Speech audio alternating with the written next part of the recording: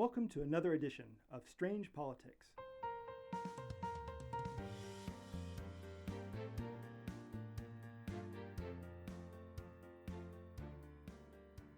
I'm your host, Fredo Rockwell, and this week we will be examining the story of the Polish Beer Lovers Party. And yes, this was an actual thing.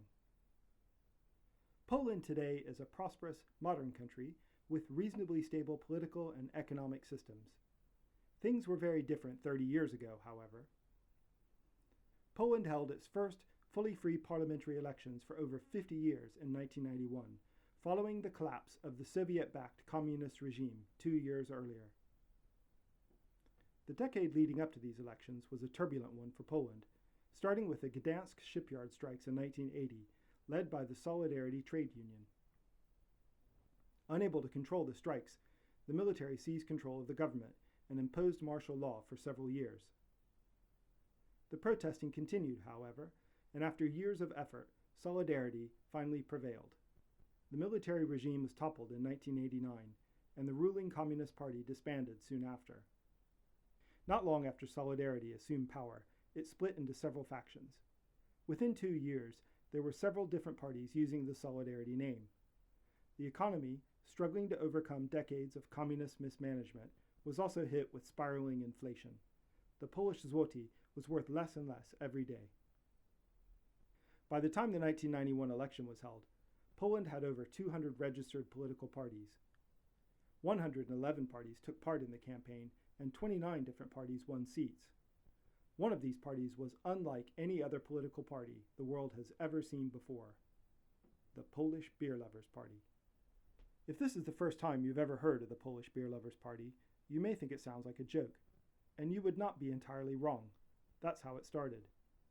But the Polish Beer Lovers Party, known in Polish as the Polska Partia Przyjaciół Piwa, or PPPP, won 16 seats in 1991, beating out several larger, more mainstream parties.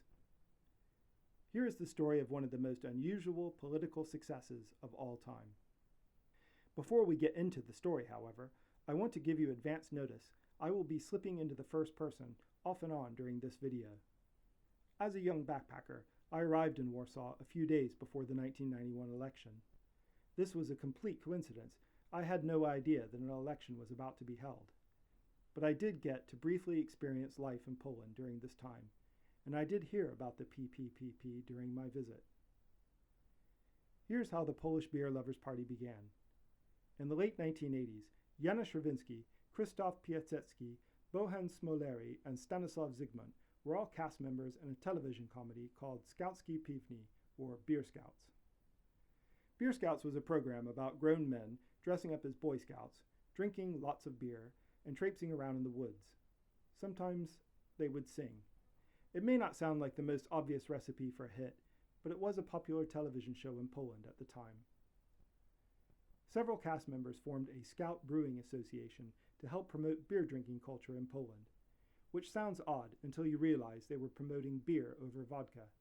Beer has a much lower alcohol content, which makes it a much better drink for enjoying with friends in a pub over a chat. Like many organizations in Poland in the early 1990s, however, the Scout Brewing Association started developing political aspirations. At roughly the same time, a gentleman's magazine called Pan published an article in its September 1990 issue calling for the creation of a Polish party of beer lovers. The proposed party platform called for the creation of real breweries where you can drink a glass of good beer in a pleasant atmosphere, and also that vodka be replaced by the venerable custom of savoring a drink made from hops. A membership form was printed in the magazine next to the article, and readers were invited to fill it out and post it to the editors. The article was not entirely serious, but thousands of readers took the idea seriously and sent in membership forms.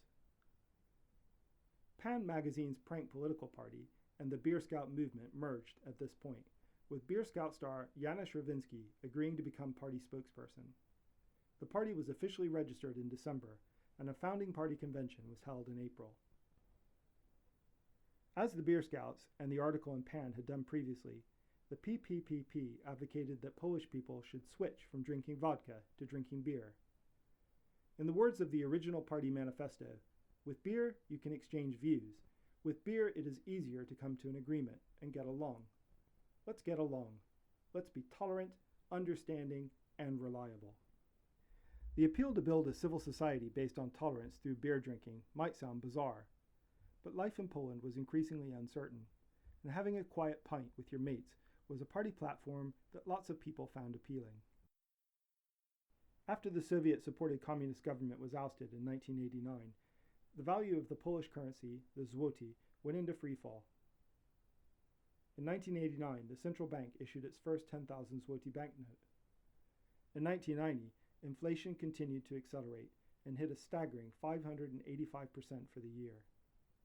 50,000, 100,000, and 500,000 banknotes had to be issued to keep pace with the plummeting value of the nation's money. Lech Walesa, the charismatic leader of the original Solidarity movement, was elected Poland's first post-communist president in December 1990. He began implementing a series of rapid economic reforms, and inflation began to come down. But for the year of 1991, it was still an eye-watering 76%. Walesa called for a parliamentary election to be held in October 1991.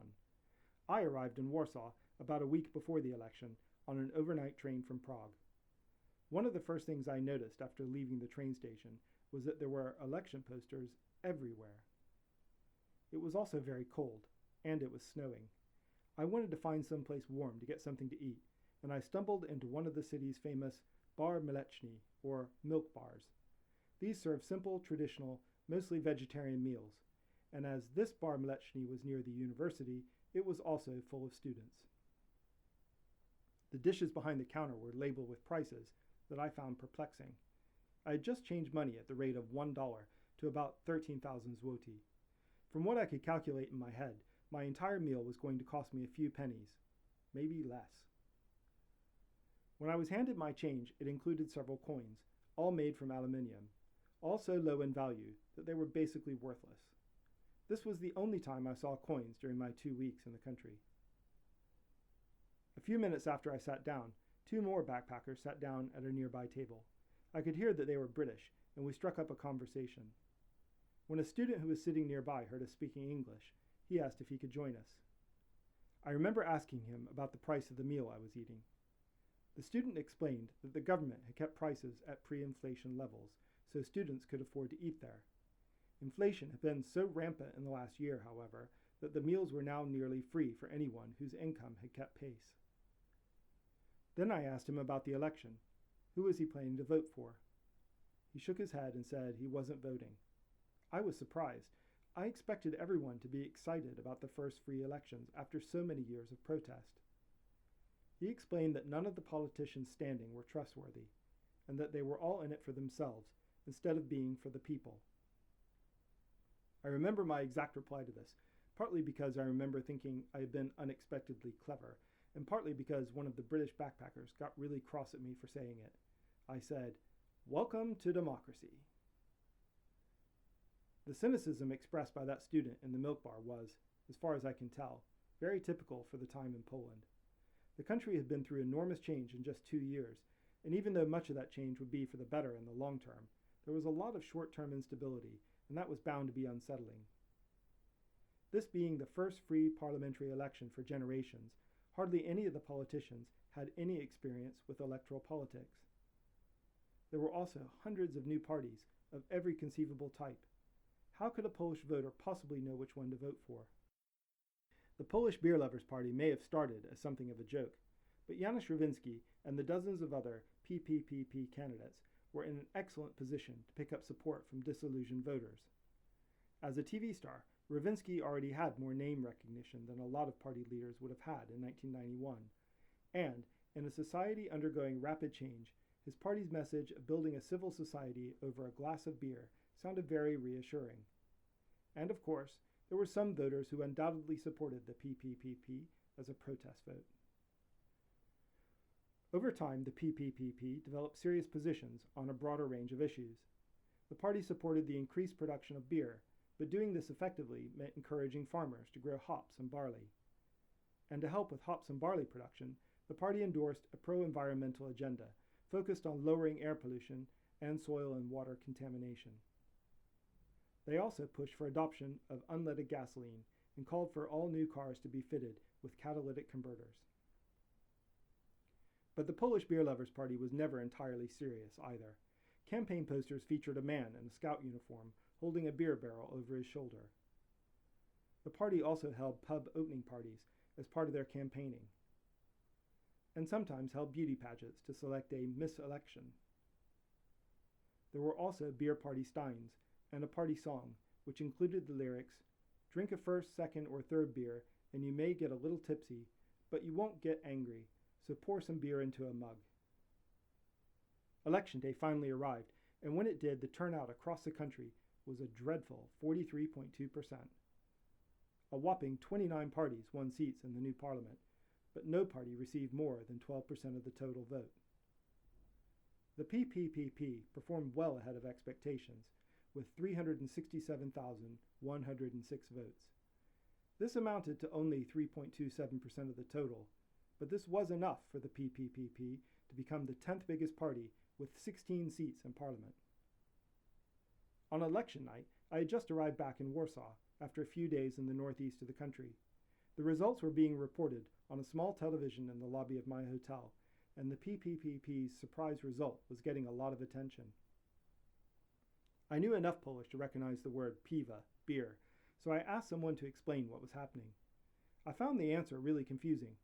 Why would there be a political party to promote beer drinking, and how could they do so well in an election?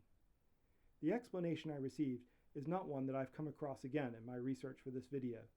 The man in the hotel lobby I was speaking to said, "Vodka is from Russia, whereas beer can be made in Poland. If we switch to drinking beer, it will make us less dependent on Russia." Looking back, I sort of doubt this was an official party position, but seeing how Poland had just escaped from 40 years of Soviet occupation, I could certainly understand why people might think that was worth voting for. Almost as soon as the PPPP was elected, however, deep cracks began to appear within the party. In the lead-up to the campaign, the PPPP successfully persuaded several prominent business leaders to stand for Parliament on their ticket. Now that these business leaders found themselves actually elected into office, they decided they were more interested in pursuing a wider pro-business agenda than just promoting local pubs, breweries, and beer drinking. By the time the new parliamentarians were sworn into office, the PPPP had split into two distinct factions, a pro-business group of 13 MPs and a rump faction of just 3 who wanted to stick to the original pro-beer program. The Polish media delighted in calling the two groups Duże Piwo and Małe Piwo, or big beer and small beer.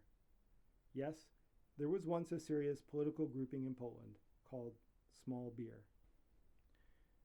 The PPPP never recovered from the early split. The big beer faction, which included party spokesperson Janusz Rowinski, reformed itself into the Polski Program Gospodarczy, or Polish Economic Program. This group went on to support the next Polish Prime Minister, Hanna Suchocka. One former PPPP member even got a ministerial post in her cabinet. Small beer also reformed into a new party, the Party of Retirees and Pensioners. No joke. This group also supported the Hanna Suchocka government, which kind of calls into question the point of splitting the party in the first place. Poland's first freely elected parliament did not last long. New elections were held in May 1993, and a tiny remnant of the PPPP, now led by Leszek Bubel, only managed 0.1% of the vote. Shortly after the 1993 election, the Polish Beer Lovers Party collapsed. There have been halting attempts to revive it over the years, but with no success. Inspired by its relative success in Poland, however, 2 more beer lovers parties were formed in Eastern Europe during 1993. One was in Russia, and one in Belarus, which chose a drunken hedgehog for its symbol. Neither were able to replicate the success of the original Polish party. And that success, although fleeting, was certainly remarkable. The Polish Beer Lovers Party may not have lasted long, but it found a message which clearly resonated with Polish voters and managed to elect 16 of its members into Parliament, almost by accident. Thanks for watching another episode of Strange Politics. There are at least 3 more episodes in this series to come, so please be sure to subscribe.